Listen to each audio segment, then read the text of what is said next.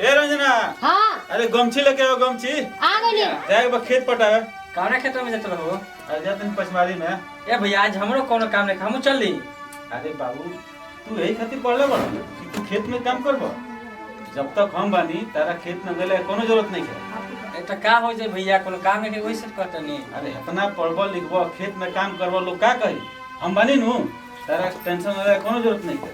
ठीक बा तू अपन घरे रह। सुनो हां हम पैसा ही दे देले बानी। पैसा लेके आ रानी के लेके तू गोपाल में चल जा।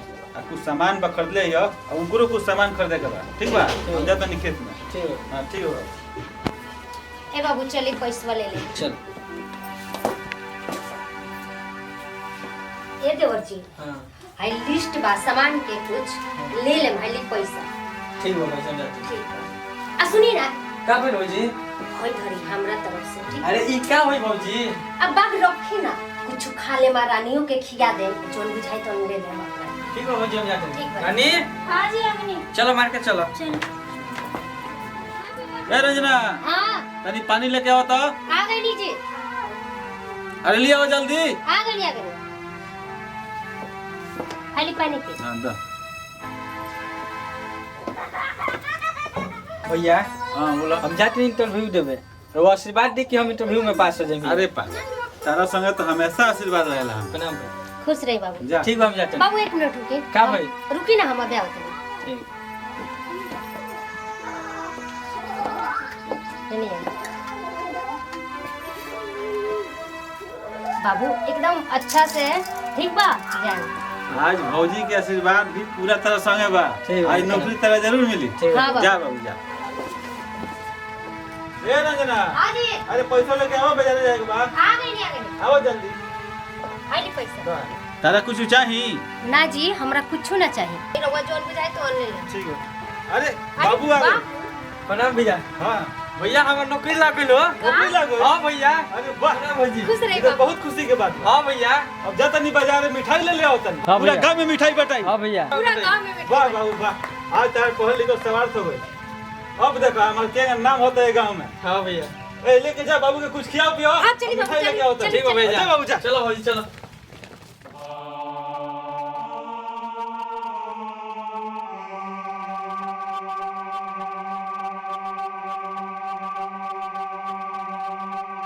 हां बाबू और का? अरे भैया हो गया ना ना हमरा आपसे खाला। अरे देवर जी खाई ना कितना दुबरा गइल बा।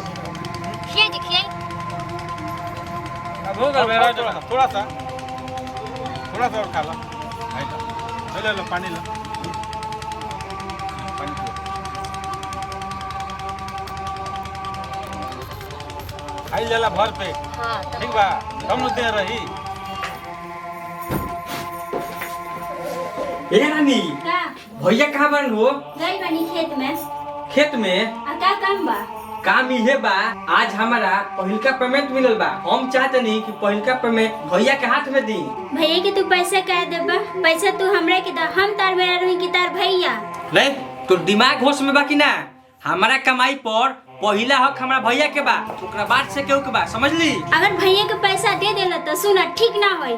तारा अलगे रहे के बा तबे हम ई घर में रहे ना तो हम घर छोड़ के चल जाएं। ये अपना घरे जो चाहे कहीं जो पैसा भैया के दिया तो भैया के दिया समझ ली।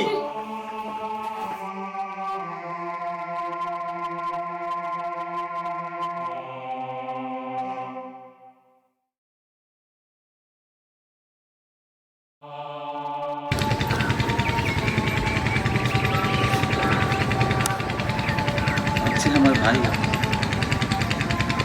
हम ओकरा से अलग नहीं रह सकत। एते चक्कर है तब से ओकरा के पल्ला बनी। हमरा से देखल ना जीवन में कि हमारे भाई हमरा से अलग हो जाओ। ये हम देख ना सके। हाँ देख सके। एक काम करो हम के कल रात में ये से निकल चले। ये जी मत दो।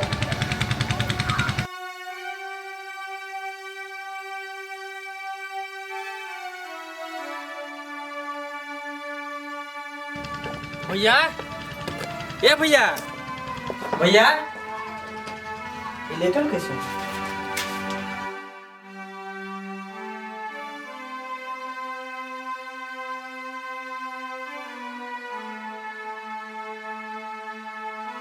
ठीक है कोई समझ में आलू हमारा मेहरारू के चलते हमार भैया भाभी घर छोड़ के चल गए लोग। हमको फोन लगा तो अरे ठीक है भैया के मोबाइल बंद हो जाता। चलते हम खोजे भैया भाभी के। साला आज तोरा चलते हमार भैया भाभी घर छोड़ के चल गए लोग। तोरा मालूम बा?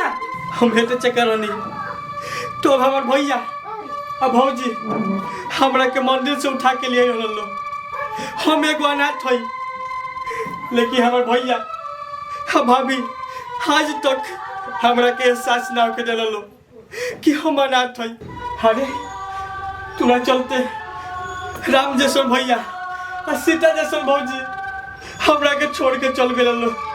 अरे तोरा मालूम बा हम अपना खाल के जूता बना के उनके का पहनान लू तो वो उनका एहसान के हम नहीं चुका सकत।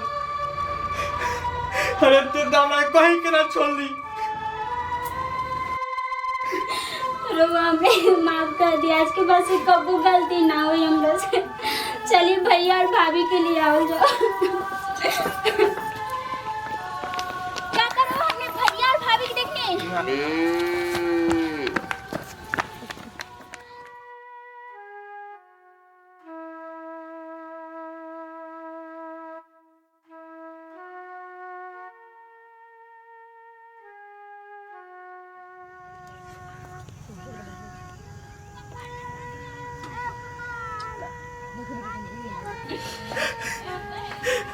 हम भैया भाभी के हम कहाँ खोजी।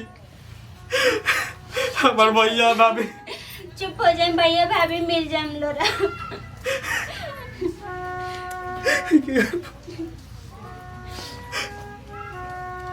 अच्छा है हाय सर भैया तब भैया भाभी माजा स्टेशन की ओर जाता लो। हम अबे आओ चली। चलो भैया भाभी के निकल जाओ। हे भैया भैया हे भैया भैया हे भाभी। भैया तू कैसे सोच ले बा कि हम तारा बिना रह सकते नहीं। भैया ये पूरे शरीर पर तुहार हक बा। तू घर छोड़ के मत जा भैया। तू घर छोड़ के मत जा। भाई हम तो तेरा बिना नहीं रह सकत। हम तो तेरा बिना आधा हो जाए भाई।